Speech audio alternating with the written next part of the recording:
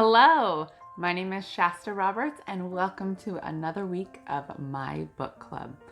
This is where I read my book to you every week, chapter by chapter. My book is Stronger Than Your Excuses. So today we are on excuse number 9. The good outweighs the bad. Let's go. When I look back on my marriage, it is hard to say it is all bad. I mean, I have 3 beautiful, amazing kids that are only half me. They wouldn't be the same if he wasn't their father. I see that, and I am thankful for that. I would never say that I wish I could go back and change everything and marry someone else instead. I've never thought of that. I cannot complain where my marriage has brought me in life. Not all days are horribly unhappy. At times, there is a glisten of happiness. Times where I love him and cannot live without him. Those times seem to be harder and harder to seek out. But they are there, and they show up in small ways. Like when we are with our families, we fit together and it's comfortable. We have a lot of the same interests. We enjoy the same movies and music. I can enjoy most things with him. It's a small glimmer of light, but it is there. Our life is comfortable together. We may fight a lot, but we are able to go about our daily routine for the most part with ease. I'm not sure I married him for all the right reasons, but it wasn't like we were completely an unmatched pair. There must have been happy moments that made me feel like I could not live without him. So much that it made me want to marry him. If I loved him when we married, I must be able to find love for him again. There must be still those happy times ahead of us. We just need to find them. We have to find our way back together, and then we can find the happiness we used to have. That small piece of happiness between getting engaged and getting married didn't last for long, though. Looking back on it, it was so short. I almost wonder now if we were ever really that happy. Was it happiness, or was it something else? I definitely didn't like to be alone. It was a space I felt unloved, hence why I didn't have big gaps between boyfriends. Having someone else help fill my cup filled in the void from growing up my whole life feeling unloved. Back then, we didn't have all the dating apps. It was much harder to find someone after you left high school or college, and I had found someone. Someone who knew what feeling alone and unloved felt like too. I was really happy on our wedding day for the most part. There are always things that go wrong at every wedding, and we had our fair share. But I never thought for an instant that I was making the wrong decision. Although 2 nights before our wedding, we had a terrible fight and almost called off the wedding. But I was too concerned what people would think of me if I called off the wedding. Had I been even a little more confident in myself, we might not have even made it that far. As the years went on, less happy times seemed to come. I'm not talking about big fancy trips, which we did have those, but I'm talking about the times when we were able to genuinely bond with each other, laugh, and have fun. It could be anywhere from just sitting and talking, to going to events together, to even taking a walk together. After years of him saying no to spending time together, I stopped asking. His answers became there was something better to do. He didn't phrase it like that, but in a roundabout way. I'll give you an example. If I asked to play a board game, he would say he needed to go get his laundry done. If I asked to take a walk, he would say he needed to mow the lawn. My olive branches kept getting stepped on and crushed, and after a while, I just stopped asking him. To be honest, that didn't make things better. By the time I stopped asking, we had 2 kids. When I wouldn't ask, it would mean he was left out of our precious time with the kids. He felt more left out month after month. But even on the off chance I would ask for time together after missing so much of our times, he would still say no. He would rather put time into his fishing and boat, than sit and play a simple game of Uno with me and the kids. Nor did he have enough time on a date night to just sit the 2 of us to get off his phone. All signs pointed to him not wanting to participate in life with me or the kids. Everyday routines and keeping up with shop talk does not count as happy times.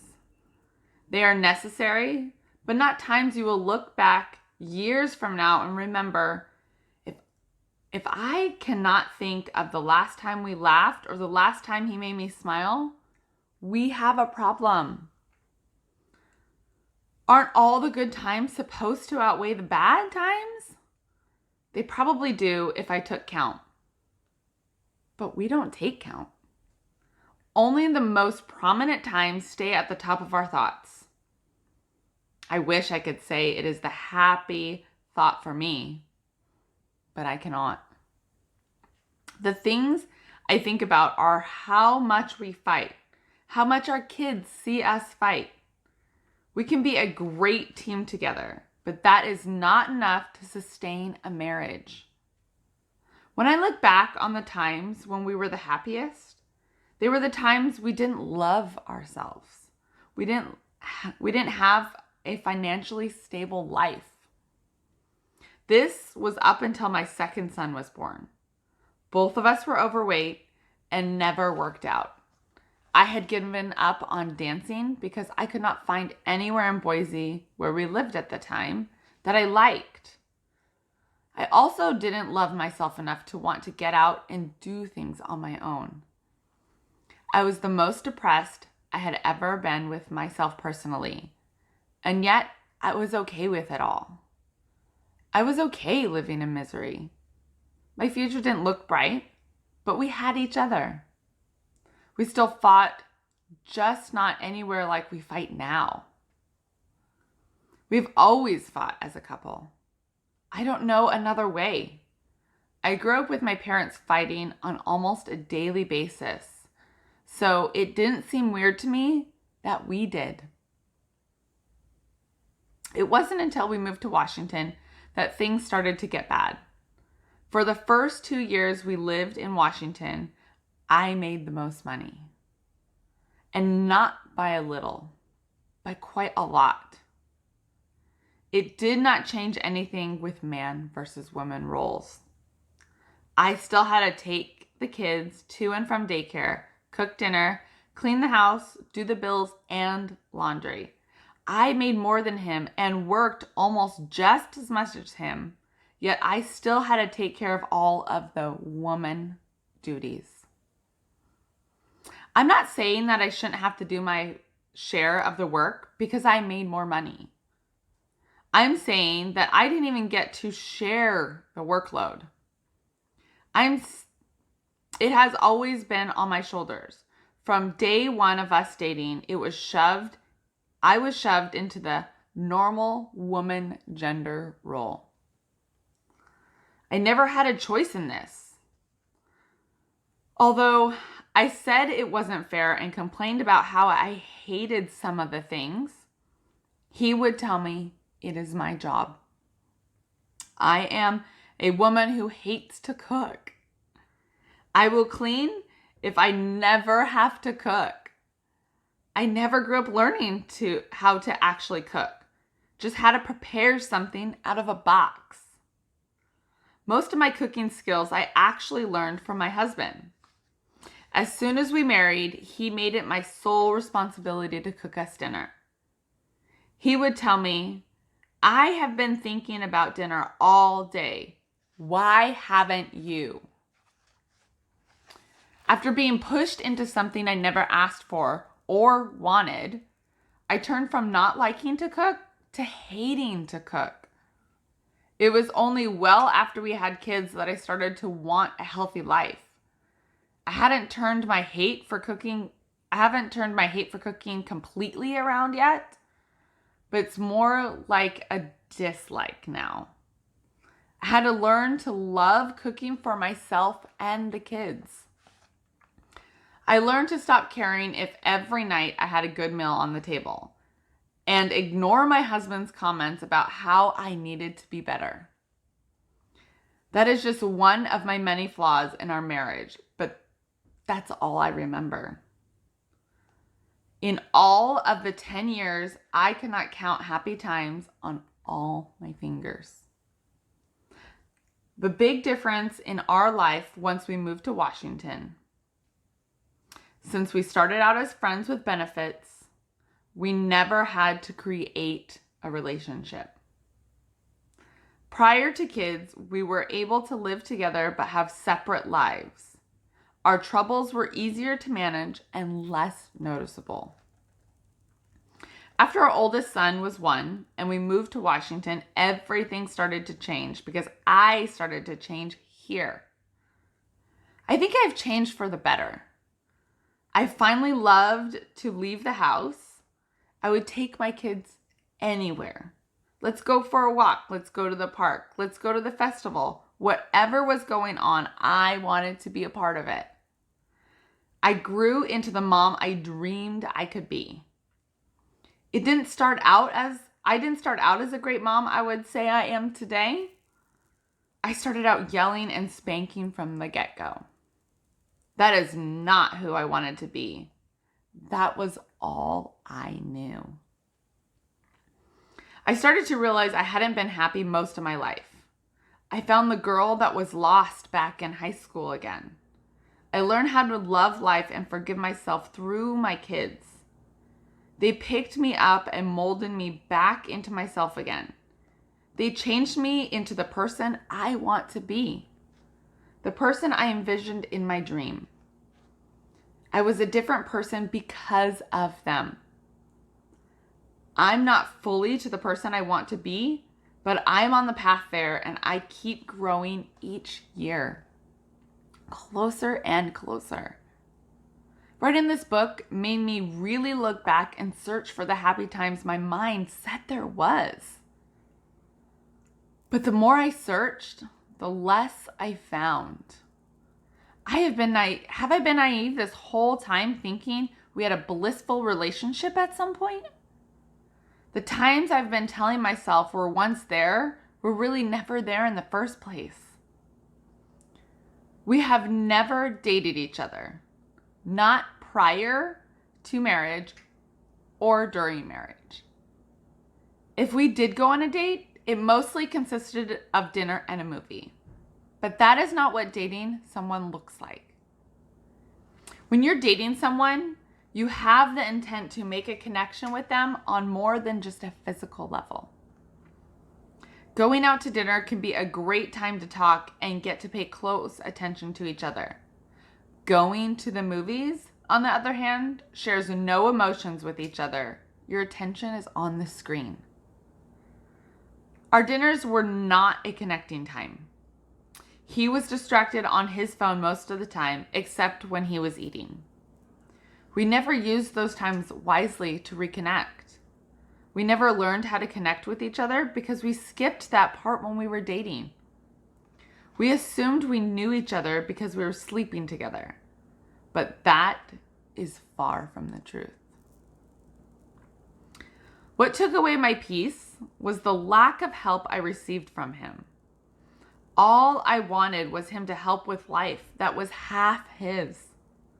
Help so everything wasn't laid on my lap. Yes, I am good at getting it all done, and I've always figured everything out. But it doesn't mean I want to do it all alone. After all these years, I'm so tired of doing everything. I don't want to wear the pants. Let's share them. I want us both to be strong at different moments. I want us both to take turns at helping with our family and in our life. We might have seasons where it's harder and things are harder to help with, but it doesn't have to be for a lack of trying. We've been on 2 big trips across the world together, and they have been the most horrific trips I have ever been on. 1 whole week together is too long for us. These trips should be at the top of our favorite times together. But they are not. Our trip to Australia was for our 5-year anniversary. The whole time I wished he wasn't there with me. I didn't really think about being there with anyone else in particular, just not him. I knew then something was wrong, and I never acted on my feelings. We went to Italy together 5 years later for our 10th anniversary. That trip was the eye-opener that led me here. We were in one of the most romantic countries in the world, but were both filled with resentment and anger towards each other. We could not fully enjoy it. This is not what a marriage should be. This is the happy time we should be reminiscing about years later. However, there was no happy times to be talked about from that trip. Sure, we can talk about all the history and sights we saw, but nothing that brings up exciting or joyous memories. Yes, there have been happy times. It seems that there were more times that weren't, though. I've been clinging on to the couple of happy times as if they are my lifeline. Is that what we are supposed to do? Just hang on to that little glimmer of lights until the next one comes along? It is too few, far, and in between when the next one comes. Those times seem so fleeting, I don't know if I can even hold on to them anymore. The bad times in our marriage outweigh the good by a long shot. Now all the most enjoyable times in my mind are the enjoyable moments with my kids. I dread any alone time I'm going to have to awkwardly live through, which is me and my husband alone. I wish I could say all the makeup times are great and we grow together with each fight. Unfortunately, it is usually the same fight happening repeatedly about the same old things. When we talk about it at the end, I once again get hopeful that things will change. These are not perpetual arguments that are a result of an unchangeable action. These are actions that should be changed for the better of our marriage and the kids. We mostly fight about the inequality in our marriage. I want him to help around the house, step up with taking care of the kids, and help with bills and finances. Unfortunately, every time is a letdown because he doesn't follow through with his promises. I've lost trust he ever will because I cannot remember the last time he actually did. I tell myself maybe this time things will change and we will be happy. We will learn our lesson and move on and become an amazing couple. This time, it is going to change. We are going to change. I just know it. Yet it never changes. And I beat myself up more each time. I am stupid for continuing to fall for his act. After 10 years of his broken promises, this time is not going to change it. I thought we had happy times, but considering I can barely recall any, I think my mind has been playing a trick on me instead.